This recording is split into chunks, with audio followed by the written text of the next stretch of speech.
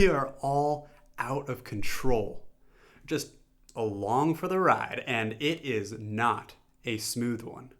It's kind of like bumper cars, where you strap yourself in, car starts up, and you start moving, turn the steering wheel a little bit, you're like, all right, I got this, and then you see your friend Chris, and you go at him, and you hit him, and boom, he goes off to the right, and then it lines you up perfectly for your other friend.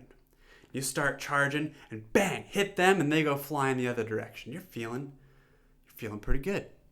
Now you go bump a couple more people, and your friends start forming an alliance up against you.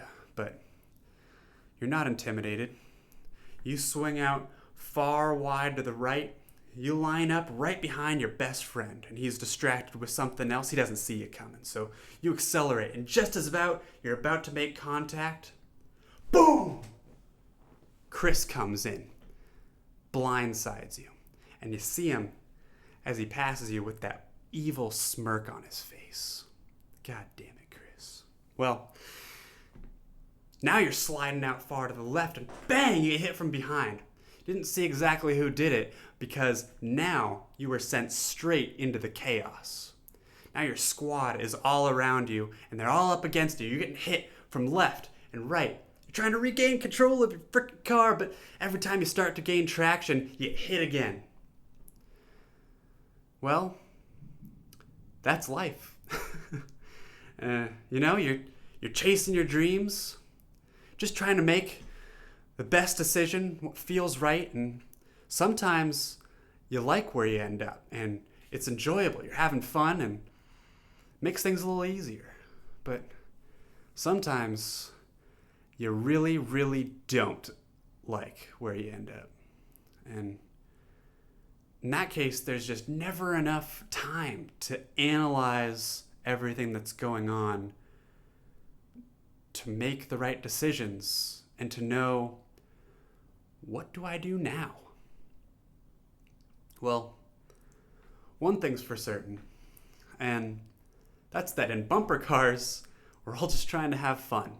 And you don't want to ruin it for everybody else in the game. And in life, we just want to enjoy ourselves and leave the world better than we found it. At least I hope you do. If you don't, then I think you should get that checked out. But that begs the question, are you capable of making the right decisions? And can you follow through? Or are you doomed to run from your past mistakes forever, making more and more as you go along until that tidal wave of your problems comes crashing down? Well, if you're a sane person, and the thought of sitting on your deathbed, realizing that you only left misery in your wake, if that terrifies you, then it's really important that you listen to what I have to say next, because once you reflect on it, it can make all the difference. So here we go.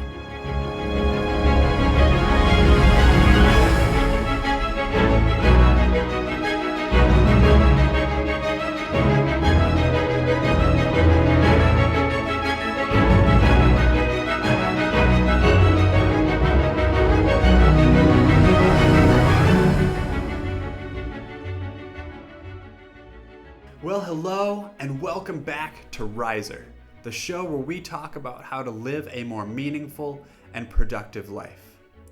My name's Russ, and today we've got a big one. Now, there's only one thing that you can really do to prepare and strengthen you against the unexpected events that are going to happen in your life. And that is to have a good story. We all know this by now. A story teaches us that when reality turns out to be a lot different than what we expected, we're still capable of reaching a worthy and desirable end. Now, maybe the goals that you were trying to achieve didn't end up satisfying you, or maybe they were a lot harder to obtain than you originally thought, or maybe they were just impossible to obtain. In any case, stories teach us that you can still adapt and change your goals, strategies, and work ethic to shape reality into a better future. Speaking of adjusting your goals and your strategy, way back when I was in high school, the only thing that I wanted was to get into the Air Force Academy. And if you don't know, that's statistically harder than getting into an Ivy League school, because they only have 4,000 slots, but they still have applicants from all over the country. And I really wanted it. And I wanted it because I was good at math and physics, and I wanted to apply that and create and develop new systems that could help protect the people I loved. In other words, I wanted to sacrifice myself and my time. When everybody else was going off to party schools or whatever and having fun, I wanted to sacrifice my time for a good cause and to use my talents appropriately. And so I worked at it. And the first time I applied, I didn't get in, and I was crushed. And so I worked for a whole nother year, and eventually I got it. I got in, and I hated it. When I showed up, I was prepared. I was prepared for basic training, for it to be physically and emotionally challenging. I was prepared for the stress. I was prepared for the academics. I was ready for everything, except one thing, and that was to deal with the difference in priorities between me and the leadership. What I found was they were very engrossed in tradition and team building, and team building's important, but the emphasis was all on the team and the organization, and didn't feel like enough of it was on the individual skill building. And I couldn't resolve the two. And so I felt like all of our time was being wasted. And about a year and a half in, I knew it wasn't where I wanted to be, and I wasn't happy. But when they set the piece of paper down in front of me and told me, sign this piece of paper and commit your next 7 years of life to the Air Force, or get out. When they put that down in front of me, I signed it. And I signed it because I didn't have anywhere else to go. I hadn't considered the other options. And it's because I was still holding on to these hopes and these dreams of what I could do, which, if I was being honest with myself, was not a reality. So a couple years later, I was approaching graduation, and I don't know how I got there. I had survived literally just out of fear of failing out. I was more than capable of doing the work, but I was on the edge. I was at like 50-50. I could have been kicked out at any moment. And one night, I was getting close to graduation, and I was wandering the hallways, and really long hallways with murals all the way down, painted on the walls. These squadrons would paint their squadron patches or planes or inspirational quotes or whatever on the walls. And I was walking down this hallway at 2 a.m. in the morning, had schoolwork due the next day that I hadn't done, and all of the weight of all of the obligations that I had committed myself to, and the mistakes and and the failure was weighing on me, and I just stopped in the middle of the hallway with my stomach in a knot. And I leaned against the wall and sat down on the cold, hard floor, just feeling sorry for myself. And I looked up, and there was a mural there. Surprise, surprise. But this mural, different than all the other ones, actually spoke to me. And it said, "Man cannot remake himself without suffering, for he is both the marble and the sculptor." And as I sat there, suffering, I realized that the pain I was feeling were the pieces of me that I wanted so bad to use to create a better future for myself, but were useless because reality just didn't match up, and that they were rotting on me. Like they were like physical pieces that were rotting and were ruining my life. And what I needed to do was to chisel them off. The mural had a painting of a statue, and the top of it was a man, and it was chiseling himself. The lower half was just a block of marble. And I realized that I needed to shed the pieces of myself that were holding me back. And it didn't happen in an instant, but over the next few months, I felt this weight of all the obligation that I had committed myself lift off my shoulders. And for the first time in years, I saw this light of opportunity, because even though I was still in the Air Force, I could be whoever I wanted. I didn't have to keep trying to be that thing that I wanted to be that wasn't going to happen. And so graduation came around, and I made it by some miracle, and I started trying stuff. I was in the Air Force now, I was working at a job, but in my spare time I tried cryptocurrency trading, and I tried options trading and forex trading and data scraping and software development.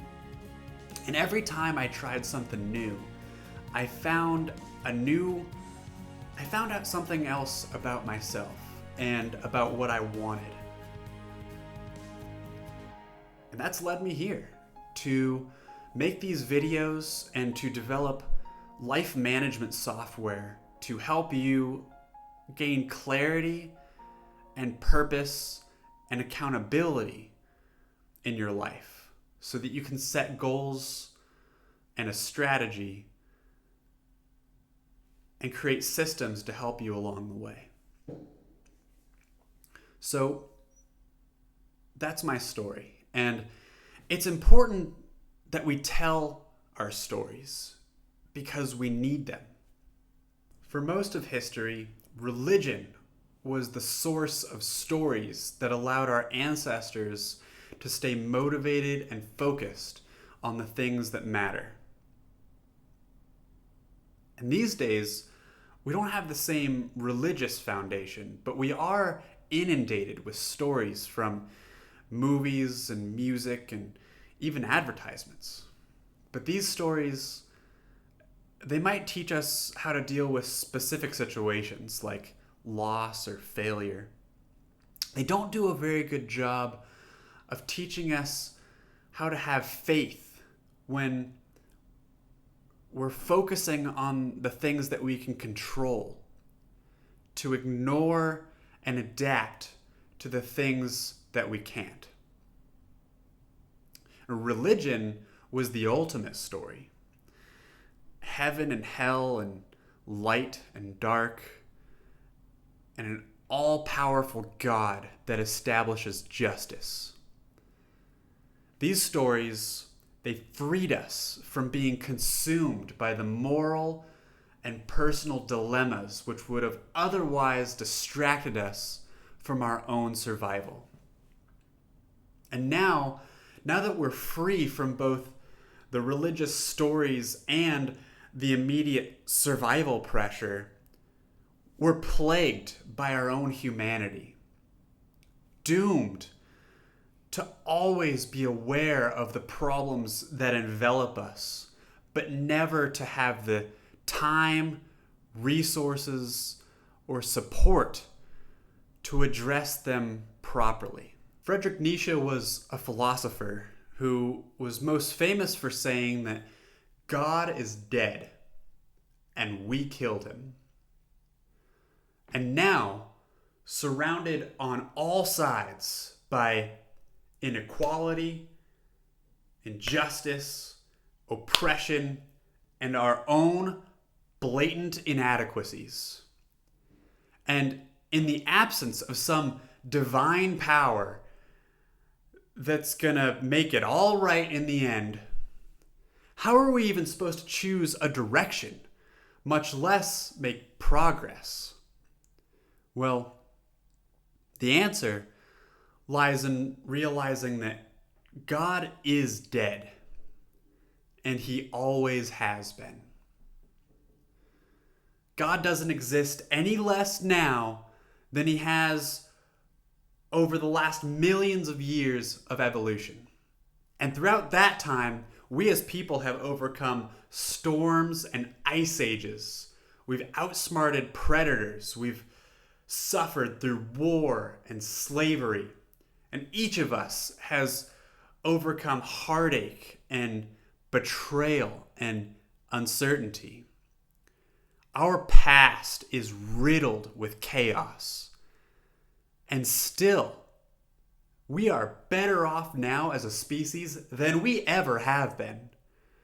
Our medical advances have allowed life expectancy to increase by 3 months every year. Standards of living around the globe are through the roof over the last century. And we have an unlimited source of entertainment and information at our fingertips all the time.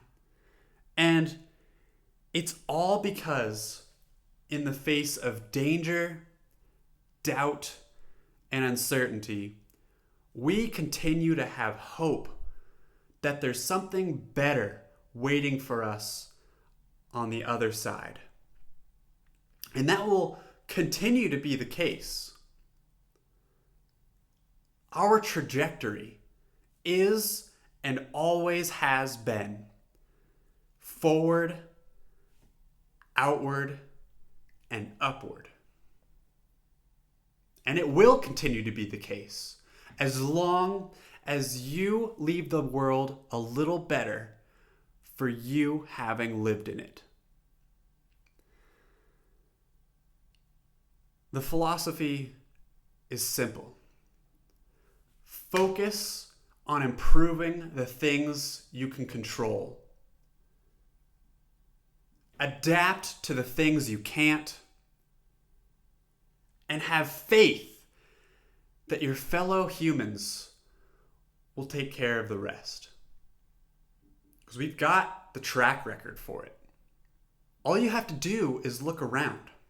Do you see Nazi Germany or Soviet Russia running the world and killing tens of millions of people? No, because we are here in their place.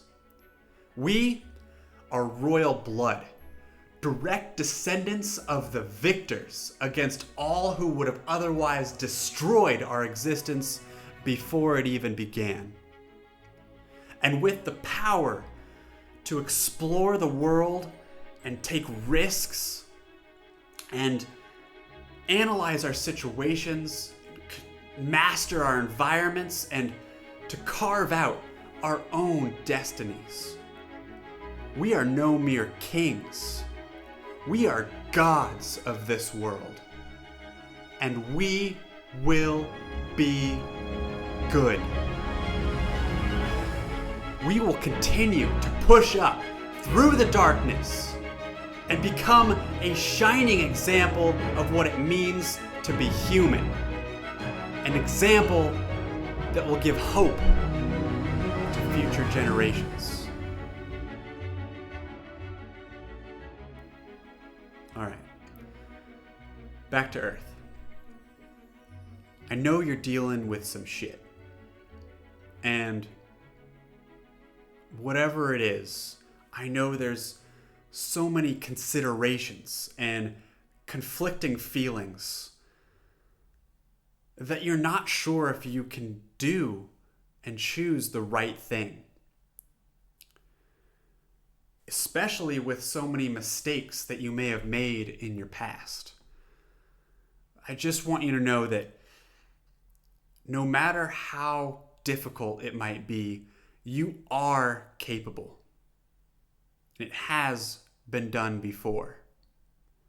And so, I want you to sit down, list out your priorities, organize your thoughts, weigh your options, and strengthen your resolve. And I know that you're going to kill it. So if you're ready, let's do this.